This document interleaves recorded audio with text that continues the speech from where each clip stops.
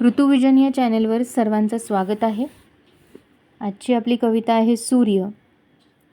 आजच्या आपल्या कवितेमध्ये लहान मुलं सूर्याला काही प्रश्न विचारतात. चला तर ऐकूया आपण कविता सूर्य. सकाळी येऊन कोवळ्या हातांनी उठवतोस तू मला, सकाळी येऊन कोवळ्या हातांनी उठवतोस तू आम्हाला. दुपारी डोक्यावर येऊन घाम गाळतोस का आमचा, दुपारी डोक्यावर येऊन घाम गाळतोस का आमचा. प्रवास एवढा करून थकत नाहीस कसा, प्रवास एवढा करून थकत नाहीस कसा. थोडीसुद्धा विश्रांती नाही, अखंड प्रवास चालूच तुझा, थोडीसुद्धा विश्रांती नाही, अखंड प्रवास चालूच तुझा. संध्याकाळी येतोस खाली, नंतर समुद्रात पोहताना तुला भीती वाटत नाही कशी.